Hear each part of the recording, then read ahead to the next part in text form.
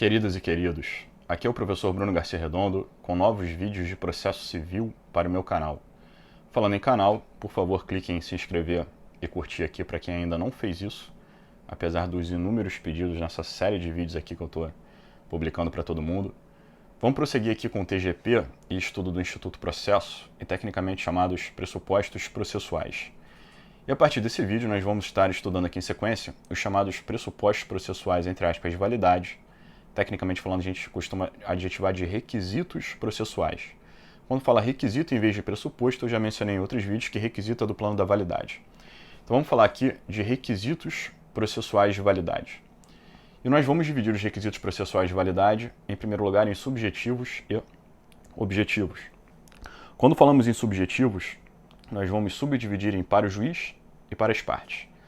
Quando falarmos para o juiz, nós vamos falar de dois. Quando falarmos dos subjetivos para as partes, nós vamos falar de três.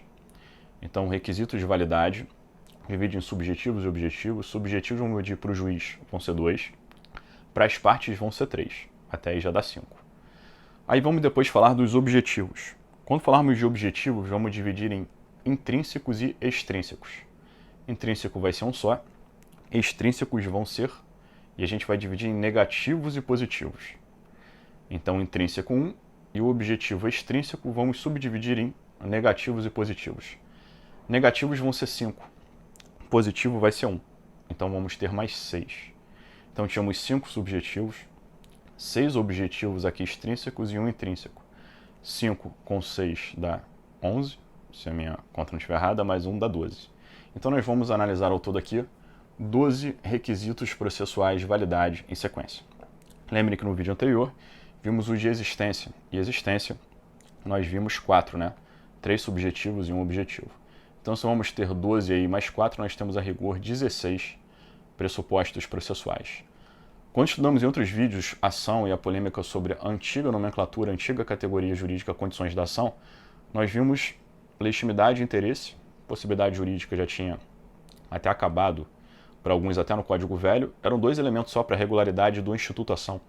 Nós estamos vendo agora aqui nos vídeos de processo que nós vamos chegar a ter quase 15, 16 aí pressupostos processuais, ou seja, elementos necessários para a regularidade processual do Instituto Processo. Então aqui, pressuposto processual de validade, como eu mencionei, vamos começar pelos subjetivos. E subjetivos vamos dividir 2 para o Estado juiz e 3 para as partes. Começando então com o requisito processual de validade subjetivo para o juiz, o primeiro é a exigência de competência. Nós temos que ter um órgão jurisdicional, lembra aquele órgão jurisdicional que era pressuposto de existência? Órgão público, jurisdicional, membro do Poder Judiciário, ok. O órgão tem que ser competente, então órgão existência, competente, validade. E que competência é essa que a gente exige como pressuposto processual aqui? Apenas a competência absoluta. A competência relativa, ela é um defeito que se corrige pelo decurso do tempo. Então, a incompetência relativa, se não alegada no prazo da contestação, vimos isso nas aulas de competência, né? Não alegada pelo réu no prazo da contestação, o juízo relativamente incompetente se transforma em plenamente competente. Então, nunca vai ser caso de nulidade a incompetência relativa. Por quê? Porque a incompetência relativa, se alegada no prazo, não gera nulidade, lembra? Até os atos decisórios são válidos, era apenas a remessa para o competente. Então, a incompetência relativa, se alegada no prazo, gera remessa para o competente e os atos são válidos, ou seja, não gera nulidade. E se não alegada no prazo, a incompetência relativa se corrige. O juízo se transforma em plenamente competente. Então nunca vai ser um defeito que vai gerar nulidade a incompetência relativa. Então a rigor aqui, em estudo de pressupostos processuais de validade, apenas a competência absoluta é requisito processual de validade. E a competência absoluta é do órgão e não da pessoa do magistrado. E quando falamos em competência absoluta, lembremos das aulas de competência. Matéria cognoscível ex officio. Pode ser alegado pela parte ou reconhecida pelo próprio julgador. Por qualquer meio, pode vir preliminar de contestação a incompetência absoluta ou pode ser alegada até o fim da relação processual, em qualquer instância. E mesmo depois do fim da relação processual, a incompetência absoluta ainda pode ser alegada em 2 anos em ação rescisória. Então, o vício competência absoluta é algo que, se ausente, né, a competência absoluta, gera nulidade dos atos decisórios da relação jurídica processual e gera remessas. Lembre que não gera extinção, né, para o órgão competente. Então, se reconhecida a incompetência absoluta e remetido para o juízo competente, no máximo que pode acontecer, jamais a extinção do processo, pode ser a nulidade de parte do procedimento ou de atos decisórios se o novo juízo considerar interessante declarar essa nulidade.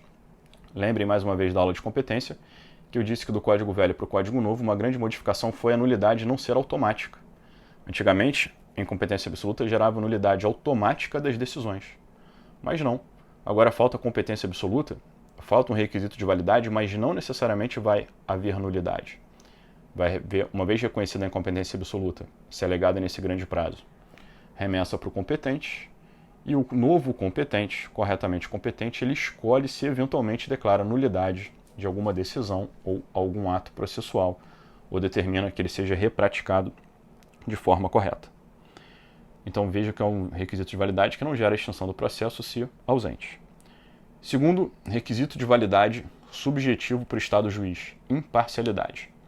Então logo depois da competência absoluta nós temos a imparcialidade. E a exigência aqui de imparcialidade, lembrem que a imparcialidade agora não é mais do órgão jurisdicional, é da pessoa do juiz. E a pessoa do juiz tem que ser imparcial e nós temos dois tipos de vícios de parcialidade. Nós temos impedimento e suspeição. Impedimento, vício mais grave, artigo 144. Suspeição, artigo 145 do CPC, vício menos grave, defeito menos grave. Qual desses dois defeitos é requisito de validade? Mais uma vez, somente o mais grave. Assim como lá na competência, só a incompetência absoluta era requisito de validade, relativo ou não, aqui em imparcialidade, quando se exige imparcialidade do julgador, somente a imparcialidade mais forte, ou seja, a inexistência de impedimento, artigo 144. Porque se o julgador for suspeito, artigo 145, a suspeição é um vício menos grave, sujeito à preclusão, só pode ser alegado pela parte. Tem um prazo máximo para alegação lá de 15 dias. Se não for alegado, o juiz suspeito continua atuando no processo. Então, só o vício do impedimento, que é o mais grave, o artigo 144, é o requisito aí processual de validade. E impedimento é um requisito tão grave que pode ser conhecido ex officio a qualquer tempo da relação processual e, tal como na incompetência absoluta, o impedimento pode ser alegado em até 2 anos depois em ação rescisória. 2 anos depois do trânsito em julgado, do fim do processo. Então, aqui quando você fala em imparcialidade, quer dizer não haver juiz impedido. Se houver juiz impedido, visto do artigo 144, nós temos aqui violação a um requisito de validade subjetivo para o Estado juiz. Então essa exigência aí de imparcialidade é a não existência de impedimento, artigo 144 do CPC. E eu mencionei que seriam 3 requisitos subjetivos para as partes. Lembrem, 2 para o Estado juiz, 3 para as partes. Vamos analisar os requisitos subjetivos para as partes. E em vídeo anterior eu mencionei que eu ia chegar a falar de até 3 capacidades para as partes. E uma já vimos, pressuposto de existência, capacidade de ser parte, personalidade judiciária, plano de existência.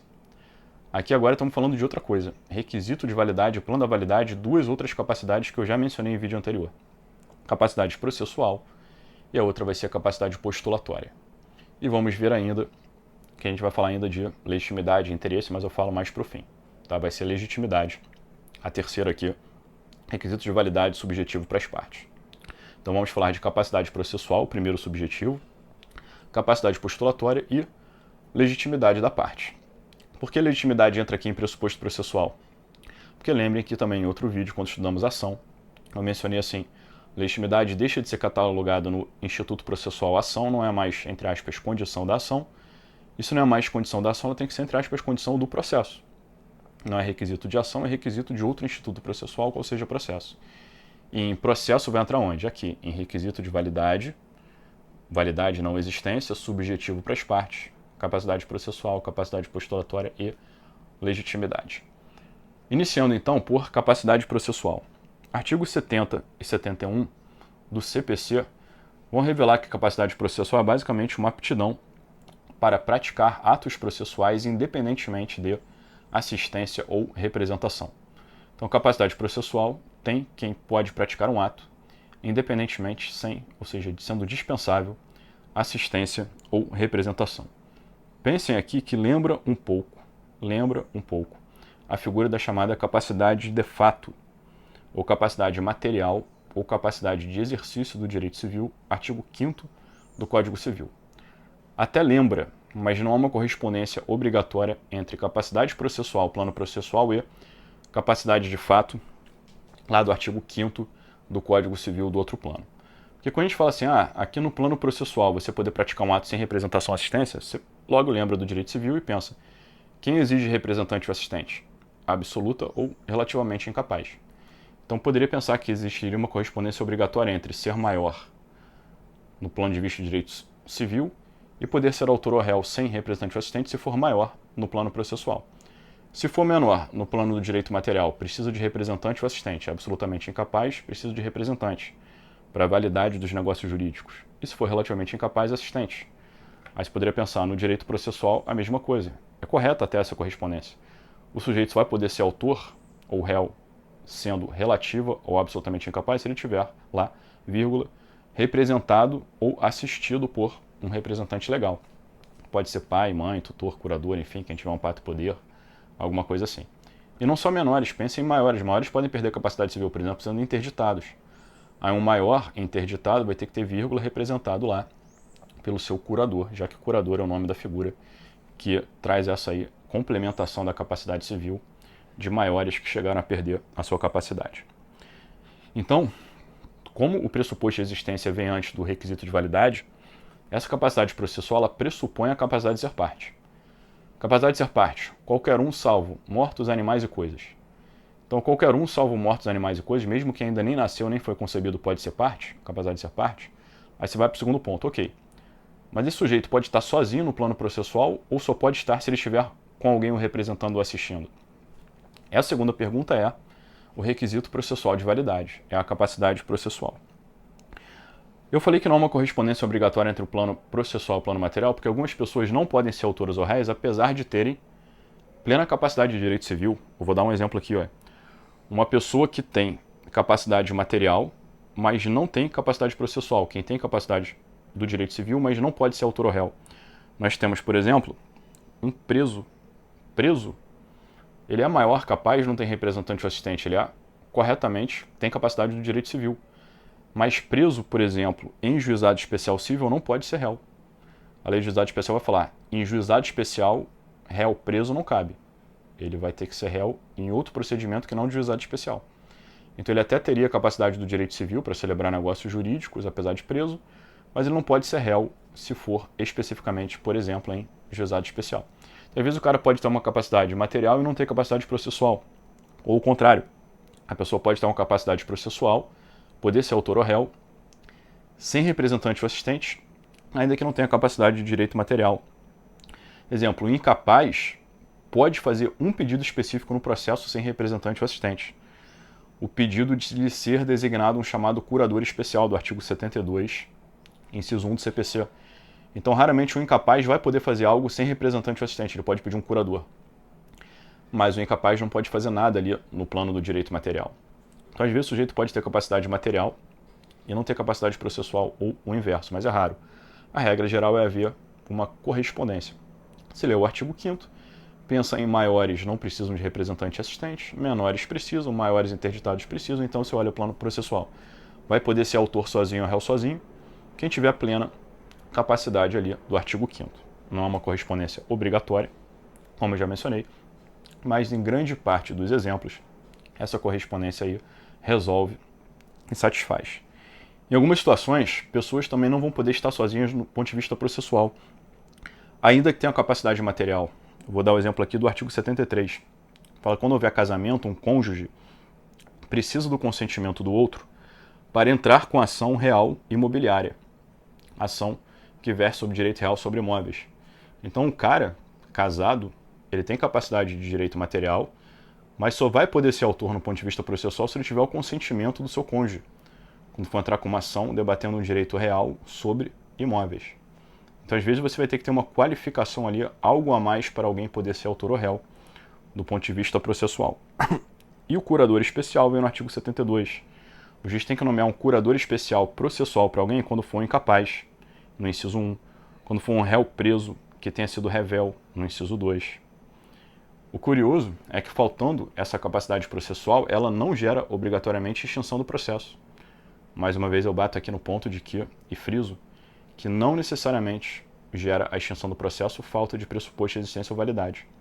Pense, faltou capacidade processual, o juiz tem que intimar a parte para corrigir. Apresentar um representante ou assistente, o que vem no artigo 76 do CPC. Faltou no ponto de vista do autor ou réu, paralisa o processo, suspende e intima para regularizar a capacidade processual, apresentar um representante ou assistente. Pensem, um menor entra com ação de alimentos. O menor sendo autor de uma ação de alimentos tinha que ser assim, menor, vírgula, representado, por exemplo, aqui pela sua mãe, vem pedir alimentos contra o suposto pai. Se erradamente a petição inicial está redida a menor e não tem o vírgula representado pela sua mãe, falta a capacidade processual para o menor autor. Mas obrigatoriamente já vai gerar a extinção do processo de uma vez? Não. O juiz, pelo artigo 76, suspende o processo e intima o autor para apresentar representante.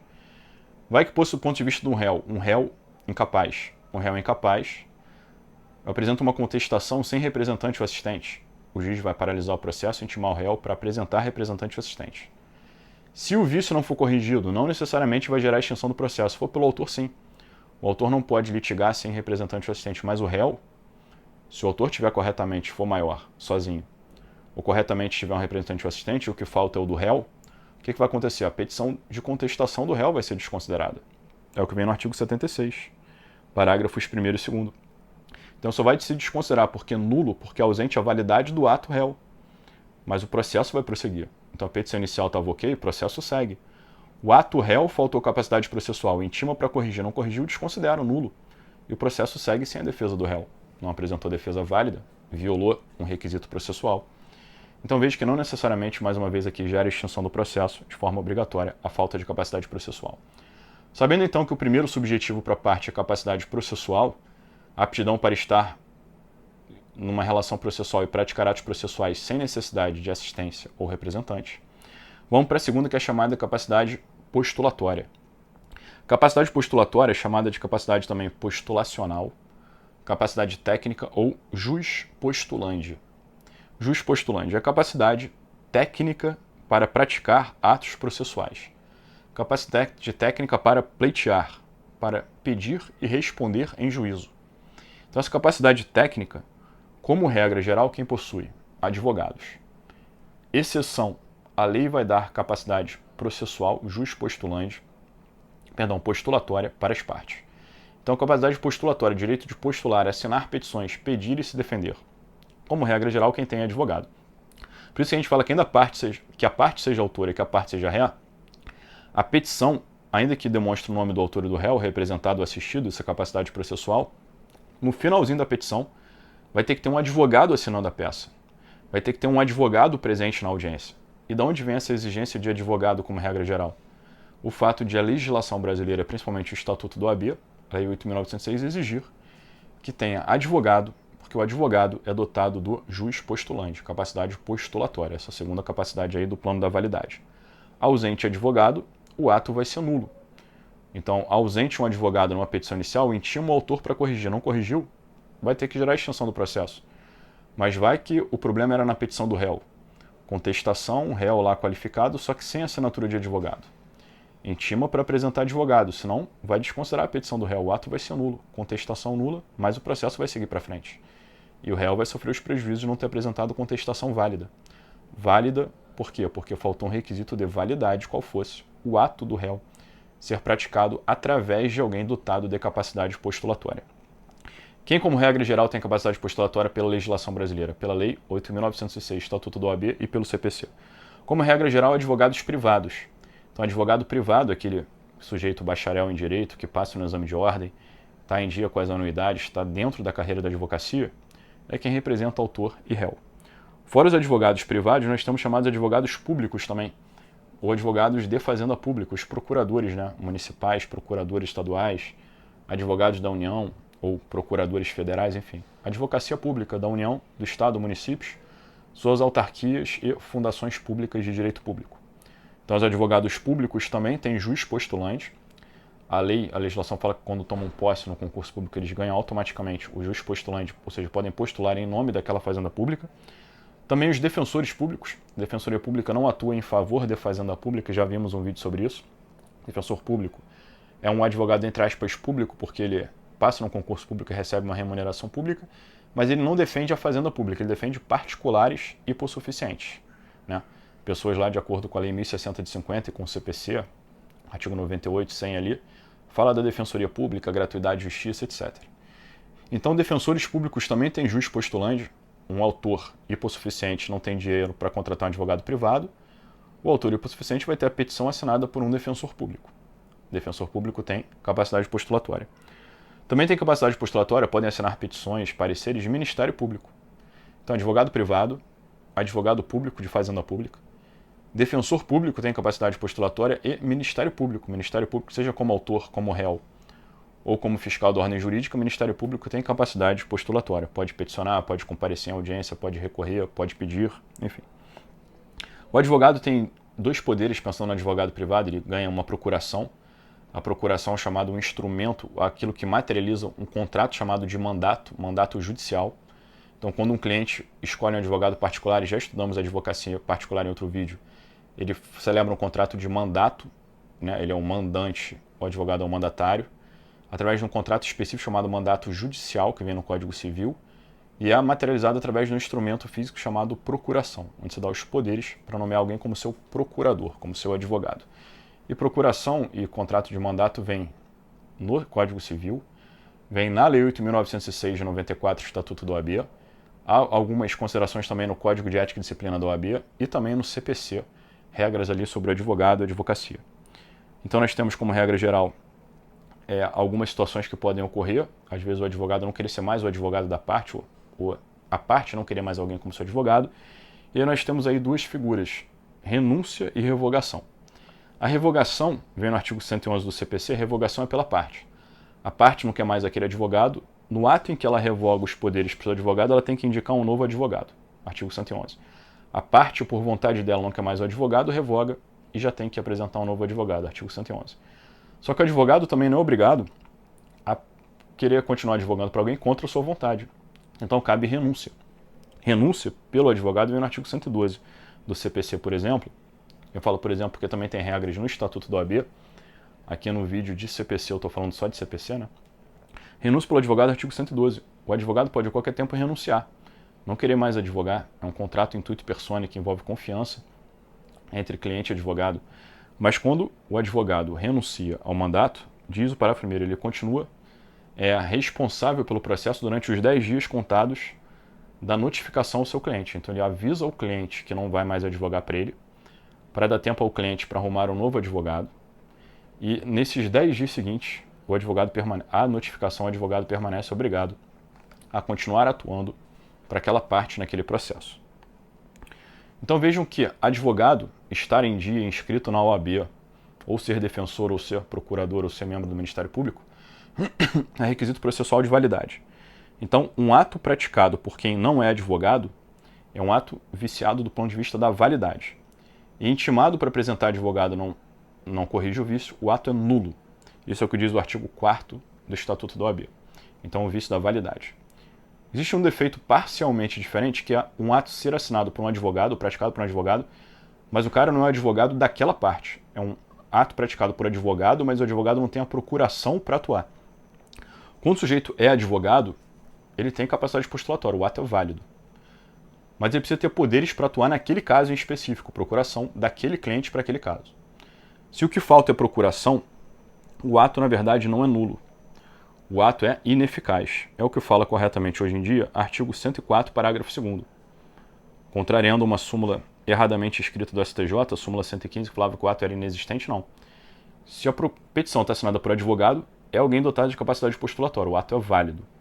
Mas não tem a procuração, o ato, apesar de válido, vai ser ineficaz. Claro que se intimado e não apresentado procuração no prazo, aí depois da intimação para corrigir é que o ato eventualmente vai ser considerado ineficaz. Ele não vai produzir efeitos, vai ser desconsiderado. Eu já disse aqui que a regra geral, então, é que quem tem capacidade postulatória é advogado privado, advogado público, defensor público, Ministério Público. E as próprias partes, quando é que elas podem praticar atos sem serem advogadas? Ou sem serem advogadas em causa própria? Excepcionalmente, a lei vai dizer que atos as partes podem praticar sem advogados, ou seja, em outras palavras, para qual conjunto de atos a lei confere capacidade postulatória à própria parte. São raros exemplos, eu vou dar alguns aqui. O ato de testemunhar. Pessoas podem praticar ato processual, testemunhar sem advogado. Testemunha não leva o advogado de testemunha. Tá? O autor tem advogado de autor, réu tem advogado de réu. Agora, a testemunha pratica um ato processual. Ato de testemunhar, ir a juízo, responder as perguntas, mas ela não precisa de advogado para isso. Ato de disposição de direito material. Celebrar um acordo não exige advogado. Ato de disposição de direito processual, negócio jurídico processual, por exemplo, atípico do artigo 190, pré-processual, por exemplo, eleição de foro, negócio típico, um outro negócio jurídico processual atípico do 190 praticado fora dos autos, não exige advogado para isso, artigo 190. Pedir alimentos, artigo 2º da Lei 5478 da Lei de Alimentos, esse pedido inicial de alimentos não exige advogado. Apresentar habeas corpus, artigo 1º, parágrafo 1º do Estatuto da OAB, habeas corpus não exige que seja assinado por advogado, as partes têm juiz postulante. Então nós temos aí alguns poucos atos e poucos exemplos em que as partes têm capacidade postulatória. Juizado especial civil, estadual, até 20 salários mínimos. E 9.099 de 95, artigo 9º e parágrafo 2º, até 20 salários mínimos, as partes podem litigar sem advogado em juizado especial civil estadual, ou seja, tecnicamente falando, as partes têm capacidade postulatória até 20. Mais do que 20, a parte deixa de ter capacidade postulatória, existe advogado para litigar em juizado especial civil estadual acima de 20 salários mínimos.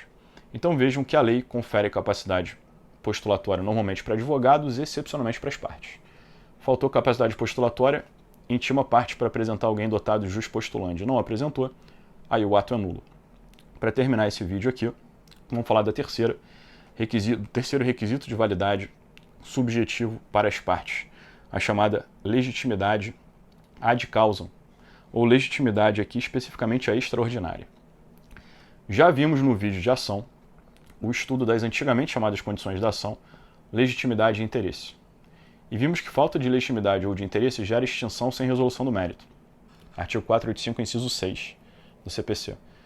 Mas gera extinção sem resolução do mérito, falta legitimidade e interesse, mas se não é mais por falta de ação, é por falta de requisito de processo. E legitimidade da parte entra aqui. Legitimidade ad causam, legitimidade aqui especificamente extraordinária. Por quê? Se um autor tem legitimidade ordinária e o réu tem legitimidade ordinária, se eles têm ou não o direito, é questão de mérito e não questão processual. Então, faltar legitimidade ordinária, exemplo, o sujeito não ser o credor, é caso de mérito, improcedência do pedido. Tem legitimidade ordinária, você tem o crédito alegado, procedência do pedido. Não tem legitimidade ordinária, você não é o verdadeiro filho, numa declaração de paternidade, improcedência do pedido. Então, ter ou não ter o direito material, se ter ou não ter a alegada legitimidade ordinária, é questão de mérito, procedência ou improcedência do pedido. O que se exige aqui no plano processual? A legitimidade extraordinária. Então, quando, excepcionalmente, o ordenamento jurídico autorizar que alguém pleiteie em nome próprio um direito alheio, ordenamento, lei ou negócio jurídico processual, relembrem da aula de legitimidade extraordinária, essa legitimidade, com essa autorização do ordenamento, ela é um requisito para a regularidade do processo. Se alguém está erradamente, ou seja, sem legitimidade extraordinária, pleiteando em nome próprio um direito alheio, não é caso de improcedência do pedido. Você não pode falar para dar coisa julgada material sobre o não direito. Você tem que extinguir por um vício processual. Então, alguém erradamente pede em nome próprio um direito alheio sem poder, sem ter autorização do ordenamento para aquilo, é caso de extinguir o processo de uma vez sem resolução do mérito. Sem resolução do mérito por quê? Para que o verdadeiro e corretamente legitimado possa entrar pedindo o seu direito. Então, você extingue sem resolução de mérito quando está o erradamente legitimado no polo processual, para que o corretamente legitimado possa ingressar em uma segunda ação, pedindo o seu direito em nome próprio. Então, quando falta legitimidade extraordinária, legitimidade ad causa, aquela legitimidade antigamente chamada condição da ação, é causa de extinção por ausência de pressuposto processual, aqui não do inciso 4, mas do inciso 6 do artigo 485 do CPC. Então, a falta de legitimidade é o terceiro elemento aí do requisito de validade subjetivo para as partes. Fraciono o vídeo para a gente continuar nos próximos com os demais requisitos de validade. Aí não mais subjetivos, mas sim objetivos. E aí, objetivos, eu lembro mais uma vez que a gente vai diferenciar da seguinte maneira. A gente vai falar do objetivo intrínseco, que é 1, e objetivos extrínsecos. E objetivos extrínsecos vão ser 5 negativos e 1 extrínseco positivo. Até o próximo vídeo, gente. Muito obrigado pela companhia. Um abraço Fiquem com Deus.